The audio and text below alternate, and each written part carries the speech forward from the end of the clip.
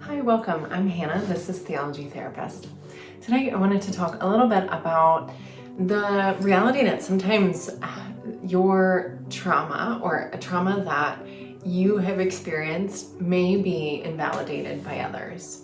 There are times that people may invalidate your experience without even realizing it, but I just want to note that that doesn't excuse the action. That doesn't excuse the invalidating. You may hear things like, you should be grateful to be alive, or if you pray about it, it will get better. Or if you think that was bad, ... You may be picking up on their intention, right? Like you might notice that it doesn't seem like they're doing this to hurt you or to like necessarily be mean. And so you might be confused, like you might feel confused about whether or not they're right.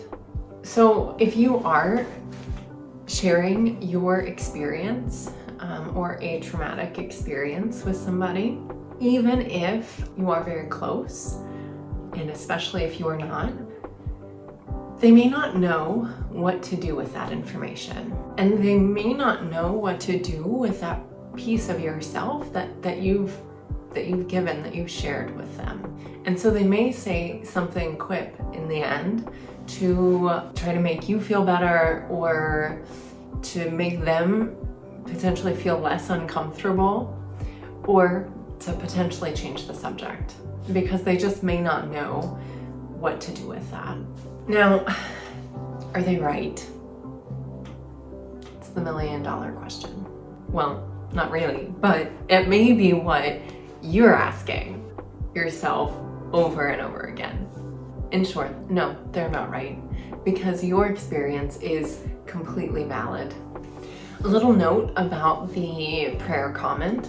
So simply saying that if you pray about something, it will get better is called spiritual bypassing. And what that does, what spiritual bypassing does, is it invalidates your current experience and it implies that you've been doing something wrong this whole time. And really, this doesn't help you, and it's really not them lending a helping hand either.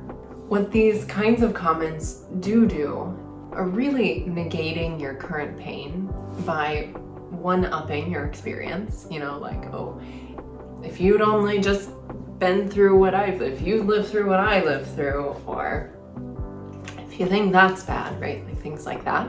Or using magical thinking to wish it away, right? So if you pray hard enough, or in this way, or if you do these things, then it will get better.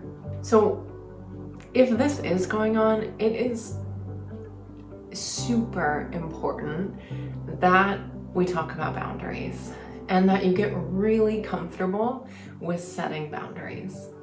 So just because someone didn't intend harm or intend to invalidate you by their saying what they said, doesn't mean that you shouldn't say anything or that you should excuse what they've just said. I think of boundaries as value neutral. It's like an electric fence. No one likes running into an electric fence, and they are probably going to have a big reaction whenever they do, especially those first few times. But after those first few times, they are likely going to learn that an electric fence lives there. And so they will likely have less and less of a reaction and run into that fence less and less. This is gonna sound ridiculous, but no one says like, you dang electric fence, like you shouldn't be here, you should be ashamed of yourself, and etc. Like nobody says that because it's just a fence. Boundaries are good for you. Nobody likes running into a boundary, but they will learn that one exists and it will just be the way it is. And this will happen usually after the first few times of somebody running into a boundary and having a big reaction. But over time, it is likely that they are going to understand that a boundary exists there, that boundary lives there. And then you are going to be happier because of it. How do you make a boundary? Well, we have to get kind of comfortable with speaking up. It's really important when in these situations when your trauma is being invalidated, to speak up in these situations. To point out to them that really what they just said doesn't actually make you feel any better, and it really doesn't show their support of you either. I want to give you 4 tips for getting more comfortable with the idea of having boundaries in these situations. The first thing I want you to do is I want you to write down on your phone, pen and paper, or whatever, but I want you to write down what are some of the things that people have said to you in the past. Second, pretend like you are writing a script. So you can have, like name, colon, and then the words, right? Like pretend like you are writing a script, and you can use your favorite actors or your close friends as the characters in this script. And then write out the dialogue as you imagine them having it, including the reaction that you would want your friend to have if they were sharing this kind of information, or if somebody was invalidating their experience of trauma. And so as you're writing through this script, imagine your favorite actor or your close friend confronting somebody invalidating their trauma, and then conveying a boundary to them, or then conveying how it made them feel.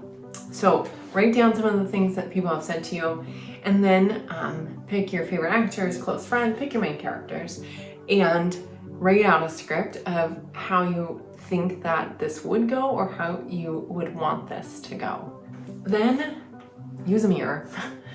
So whether it's using the mirror by using this script, but after you have an idea of what it is that you would like to say or feel most comfortable saying in response to some of the things that you've written down, even though it's going to feel weird at first, a mirror is a really great way to practice this. So stand in front of the mirror, your bathroom mirror or your standing mirror, and practice saying back to them how it makes you feel and the boundary that you would like to hold.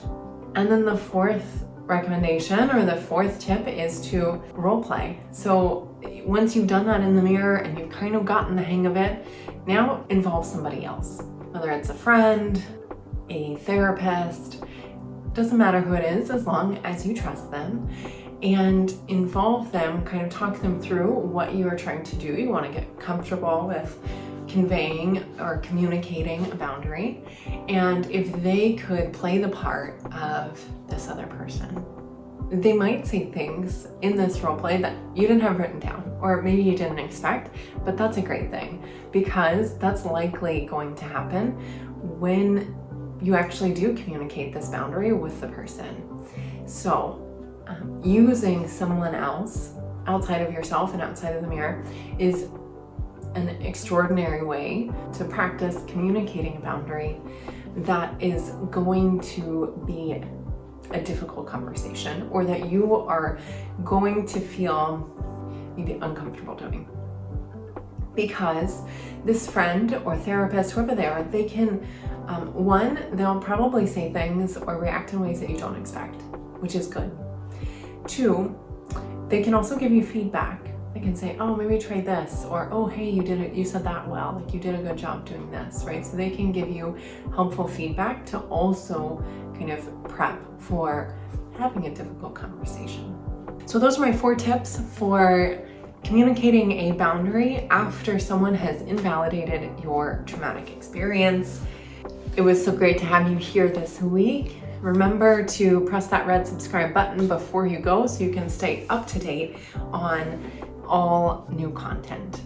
Leave a comment if you found this helpful or if you've tried any of these things before, and I will see you next week. Be well.